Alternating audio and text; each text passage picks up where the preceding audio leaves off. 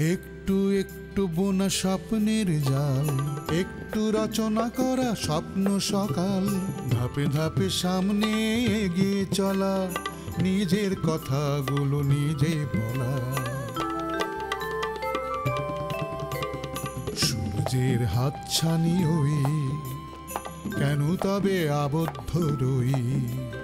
কালো আধার কেটে আকাশ জুড়ে দেখো বসেছে প্রাণের মেলা, ভোরের আকাশে ওই করছে খেলা,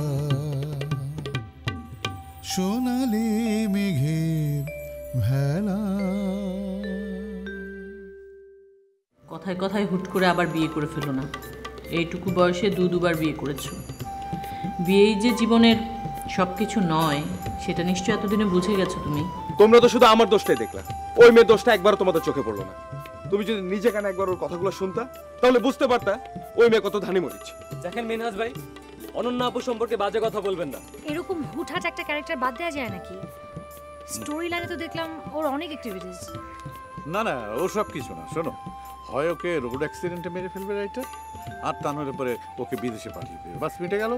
উপায় কি আপা? 8টার মধ্যে পৌঁছাতে না পারলে গেট বন্ধ করে দেয়, কান্নাকাটি করলেও আর গেট খোলে না।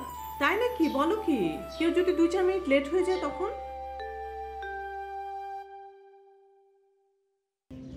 আমি কি কালকে মতন সারাদিন গ্রান্ডার বাড়িতেই থাকবো? হ্যাঁ মা, কদিন তোমাকে ওখানেই থাকতে হবে। আচ্ছা, তুমি গ্র্যান্ডমার সাথে দুষ্টুমি করো না তো? না বাবা। দুষ্টুমি করলে কিন্তু গ্র্যান্ডমা তোমাকে আর রাখবে না, তখন তোমাকে বাসায় একা একা থাকতে হবে। আচ্ছা, আমরা আন্টির বাড়িতে কবে যাব? আন্টি তো তোমাকে পার্মানেন্টলি নিতে চায়, যাবে তুমি? আন্টি আমার মাম হলে তাহলে যাব। সেটা তুমি তোমার আন্টির সাথে কথা বলে দেখো। I can tell her, but I have a question. Question? ঠিক আছে, বলো। আন্টি যদি আমার মাম হয় তাহলে আন্টি তো এই বাড়িতেই থাকবে, কারণ আমরা তো একসাথেই থাকি না। হ্যাঁ তা ঠিক, কিন্তু এটা তো সম্ভব হবে না। কেন সম্ভব হবে না? সেটা তুমি বুঝবে না মা। দেখো, আন্টি যদি তোমার মাম হতে রাজি হয় তাহলে মামের সাথে তোমাকে ও বাড়িতেই থাকবে। আর সাব্বির আঙ্কেল আছে না, সাব্বির আঙ্কেলকে তুমি ড্যাড বলো, বুঝেছো? ও, তাহলে তুমি ওই বাড়িতে গিয়ে থাকবে? না, সেটা হবে না মা। তোমাকে যে কোনো একজনকে বেছে নিতে হবে, হয় তুমি তোমার আন্টির সাথে থাকবে, না হলে আমার সাথে থাকবে।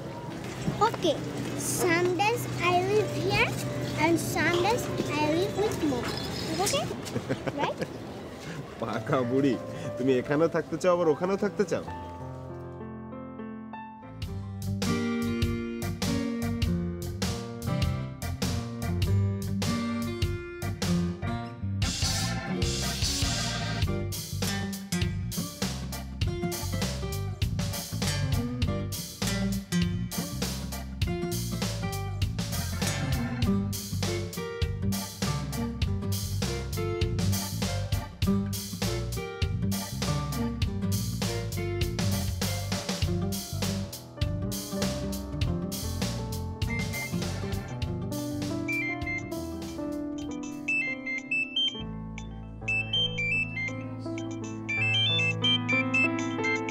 আপনার সাথে একটু বেরোতাম।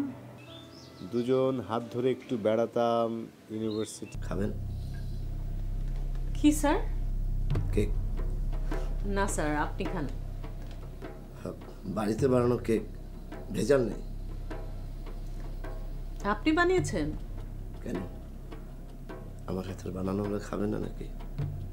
না স্যার, আসলে আমি কেক খুব একটা পছন্দ করি না, কিন্তু আপনি বানালে তো অন্য কথা, মানে স্পেশাল কিছু একটা হবে। আমি বানিয়েছি, আমার স্ত্রী আবার এসব পারে না।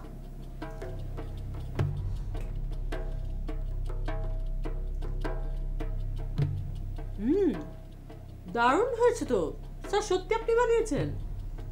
আপনি না বললে কিন্তু আমি বিশ্বাসই করতাম না যেটা বাসায় বানানো কেক। আপনার ভালো লেগেছে? খুব ভালো লেগেছে স্যার। আপনি আর কি কি বানাতে পারেন? আমি আসলে অনেক কিছু বানাতে পারি, যেমন এই ধরেন পিৎজা, তারপরে পেস্ট্রি, তারপরে আইসক্রিম, তারপরে রসগোল্লা। আমি এগুলি সব শিখেছি, মানে এটা আমার এক ধরনের শখ বলতে পারেন। আর রান্না বান্না? আমি সব কিছু রান্না করতে পারি। বলেন কি? তাহলে তো আপনার রান্না করা খাবার একদিন খেতে হয়। কি খেতে চান? আমি একদিন আপনার জন্য রান্না করে নিয়ে আসবো। না স্যার, এসব খাবার অফিসে বসে খেতে ভালো লাগবে না। আমি একদিন আপনার বাসায় যাব, খেয়ে আসবো। কি হলো স্যার? গলা আটকেছে স্যার, পানি খান।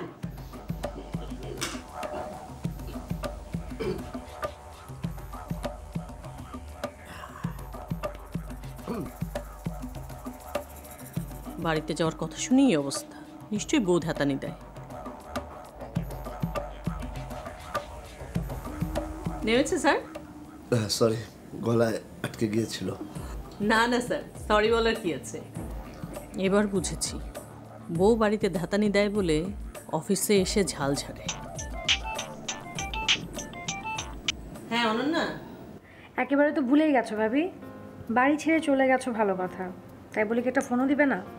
আর বলো না, তুমি তো শুটিংয়ে ব্যস্ত থাকো, তাই ফোন দিই না। যদি ফোন দিলে তোমার ডিস্টার্ব হয়। কি ফিরেছো? হ্যাঁ ভাবি, আজকে ভোরেই ফিরলাম। ভাবি তোমার সাথে একটু কথা আছে, আজকে কি সময় হবে? আমি তো এখন অফিসে। তুমি একটা কাজ করো, সন্ধ্যের সময় তুমি আমাদের বাসায় চলে আসো মিরপুরে। তাহলে কিন্তু আজ রাতে তোমার ওখানে থাকবো ভাবি। দুজনে সারা রাত মন ভরে কথা বলবো, অনেক কথা জমে আছে ভাবি। তাহলে তো খুবই ভালো হয়, চলে এসো। কথা পাক্কা, রাখছি ভাবি। বাই।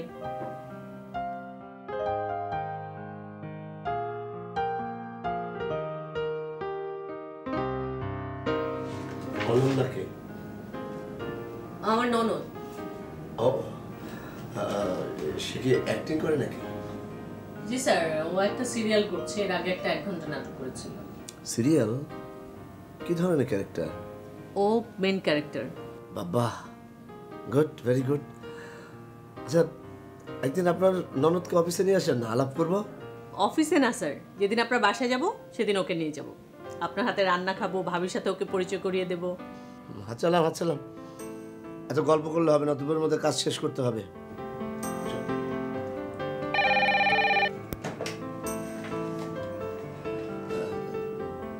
জি স্যার, জি এক্ষুনি পাঠিয়ে দিচ্ছি।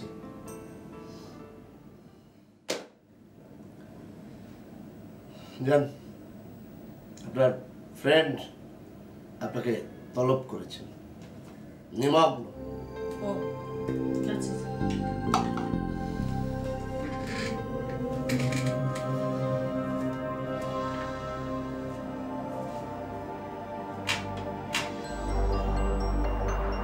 হঠাৎ শ্রাবণীকে ডেকে পাঠালো কেন? ঘটনা কি হতে পারে? আসতে পারি স্যার? আসুন। Sit down, please. আপনার জন্য একটা গ্রেট অফার আছে। অবশ্য অফারটা আমি দিচ্ছি না, কোম্পানি আপনাকে দিচ্ছে। কোম্পানি আপনাকে একটা দীর্ঘমেয়াদী লোন দিতে চায় গাড়ি কেনার জন্য। এই ধরেন 5 থেকে 7 লাখ টাকা। আপনি চাইলে লোনটা নিতে পারেন। এই টাকায় অবশ্য নতুন গাড়ি পাবেন না, তবে একটা সেকেন্ড হ্যান্ড গাড়ি পেয়ে যাবেন। আর এই জন্যে আপনার স্যালারি থেকে প্রতি মাসে 10% কেটে নেওয়া হবে। হঠাৎ গাড়ির জন্য লোন? এটা নিশ্চয়ই উপমার কাজ। সর্বনাশ, কালকে ফোনের কথাগুলো উপমা শুনে ফেলেছে নাকি? কি হলো, কিছু বলছেন না কেন? না মানে, এই অফারটা কি শুধু আমার জন্য? মানে আপনি বা অন্য কেউ কি পেয়েছে? না, লোনটা শুধু আপনারই জন্য। কেন বলুন? না স্যার, মানে আমি ভাবছি কোম্পানি আর কাউকে না দিয়ে এই অফারটা আমাকে কেন দিচ্ছে? আমি তো খুবই ছোট একজন এমপ্লয়ি। দেখেন, সেটা কোম্পানির ব্যাপার। এ ধরনের প্রাইভেট ফার্মে কোম্পানি সবসময় তার নিজের স্বার্থ দেখে, এখানেও হয়তো তাই। কিন্তু সেই স্বার্থটা কি সেটা না জানলে তো আমার পক্ষে লোন নেওয়া সম্ভব হবে না। আর আমার যে স্যালারি, তাতে কতদিন এই লোন শোধ হবে? সেটা তো কোম্পানির ব্যাপার। তবে আপনার প্রথম প্রশ্নটার উত্তর আগে দিই। প্রাইভেট কোম্পানিতে সব নিয়ম সবার জন্য প্রযোজ্য হয় না, আর কোম্পানি সবার সাথে একইভাবে ডিলও করে না। এক একজনের জন্য এক এক রকম ডিল। আর যার প্রয়োজন কোম্পানির কাছে সবচেয়ে বেশি, কোম্পানি তো তাকে একটু আলাদা চোখে দেখবেই। তার মানে আপনি বলতে চাচ্ছেন কোম্পানির কাছে আমার গুরুত্ব অনেক বেশি? হতে পারে। তাহলে তো গাড়িটা আমার চেয়ে আপনারই আগে পাওয়া উচিত, কারণ আমি যতদূর অনুমান করতে পারি কোম্পানির জন্য আপনি অনেক বেশি জরুরি। ইনফ্যাক্ট আমার এখন গাড়ির দরকার নেই।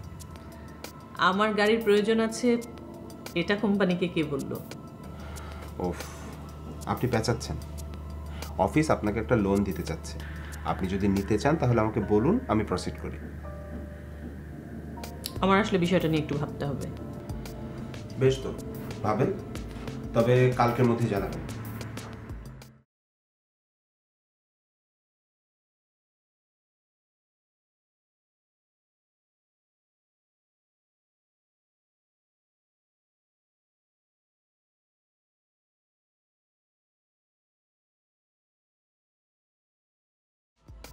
আসতে পারি ম্যাম? ম্যাম কি রে, রুমে তো কেউ নেই, আয়। প্রয়োজনটা অফিসিয়াল, সেজন্য। তাহলে বস, শুনি।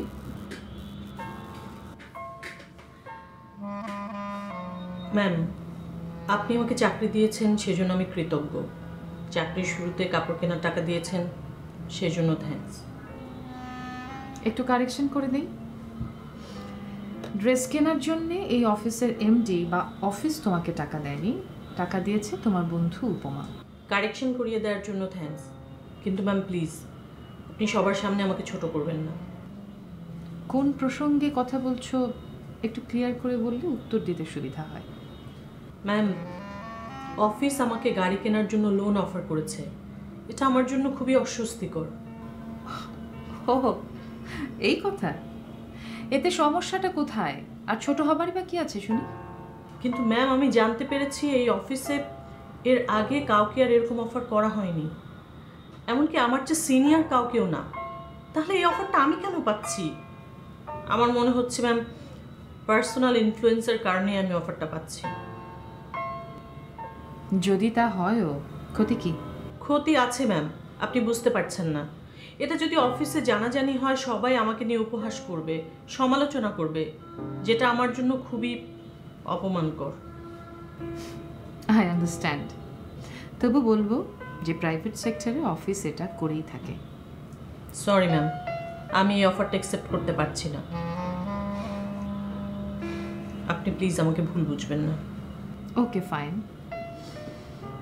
অফিসিয়ালি না হোক, পার্সোনালি তোমার বন্ধু উপমা যদি তোমাকে এটা দেয় তাহলে কি কোনো সমস্যা আছে?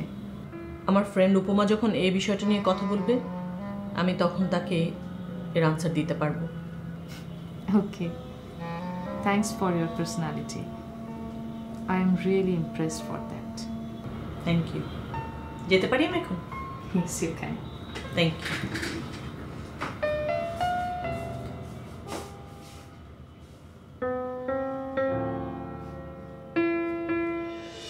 শোনো, তোমার কথা আমার শুনতে হবে।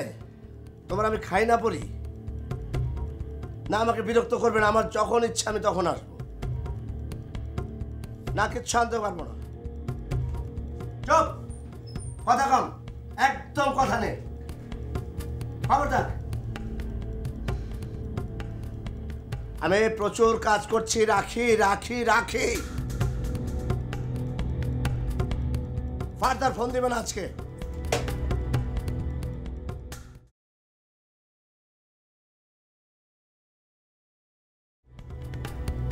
কি ব্যাপার, আপনার বন্ধু কি জন্য আপনাকে ডেকেছিল? এমনি স্যার। বলেন শুনি। বলার মতো কিছু না স্যার। তবু বলেন শুনি। সরি স্যার, বলতে পারবো না। কেন কেন বলতে পারবেন না? স্যার বলার মতো না, তাই বলতে পারবো। অফিসে এমন কি ঘটনা ঘটলো যে সেটা বলার মতো না? কেন স্যার, সব কথা আপনাকে বলতে হবে? কারণ আমি আপনার বস। অফিসে কোথায় কি হচ্ছে না হচ্ছে সেটা জানানো আপনার দায়িত্ব এবং কর্তব্য। সরি স্যার, আমার জব ডেসক্রিপশনে কোথাও লেখা নেই যে আমার সব কথা আপনাকে বলতে হবে। কি বলেন? আবার বলেন, আবার বলেন তো। সরি স্যার, আপনি কিন্তু আমাকে র্যাগিং করছেন। স্যার, আপনাকে বলার মতো কথা হলে ইপি স্যার নিশ্চয়ই আমাকে ডেকে পাঠাতেন না, আপনাকেই ডেকে পাঠাতেন। আর আপনার যদি জানাটা খুব জরুরি হয়ে থাকে আপনি প্লিজ গিয়ে ইপি স্যারকে জিজ্ঞেস করুন। আপনি আমার সাথে এভাবে কথা বলছেন কেন? এত মেজাজ দেখাচ্ছেন কেন? আমি আপনার মেজাজের ঠাট্টারি। সরি স্যার, আমি আপনার সাথে এরকম রাফ বিহেভ করতে চাচ্ছি না, কিন্তু আপনি আমাকে করতে বাধ্য করছেন। ওকে, এর জবাব আপনি পাবেন। আমি আমি আপনার বিরুদ্ধে কমপ্লেন করব। আপনার যা ইচ্ছা আপনি করতে পারেন, আমার কিচ্ছু এসে যায় না। ওকে, ম্যাডাম যদি আপনার বিরুদ্ধে প্রপার স্টেপ না নেয় তাহলে আমি চাকরি ছেড়ে দেব। হয় এই অফিসে আপনি চাকরি করবেন, না হয় আমি।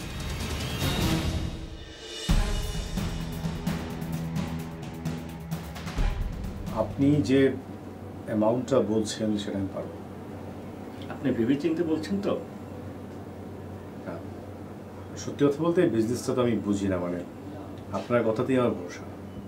শোনেন, আপনার যে ইনভেস্ট করতেই হবে তার কোনো মানে নেই। প্রয়োজনে আপনি আরও কয়েকজনের সাথে পরামর্শ করে দেখতে পারেন। না না না, আমার পরামর্শ করবার কোনো প্রয়োজন নেই, আপনি আছেন এতে আমি ভরসা পাচ্ছি।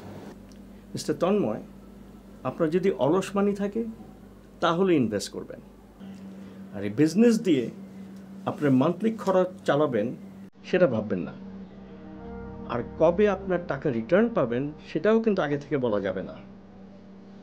ধরেন আপনি সিনেমা বানিয়ে রিলিজ দিতে দিতে 1 বছর, রিলিজ দিয়ে টাকা ফেরত পেতে পেতে আরও 1-1.5 বছর লেগে যাবে। না না, ঠিক আছে, এই টাকাটা আমার পড়েই আছে, আর আমি যে কাজ করি তাতে আমার চলে যায়। আমি লং রানে বেনিফিট পেলেই আমার চলবে। আপনি যে বেনিফিট পাবেনই তার কোনো গ্যারান্টি নেই, লসও হতে পারে। এটা এক ধরনের জুয়া খেলা বলতে পারেন।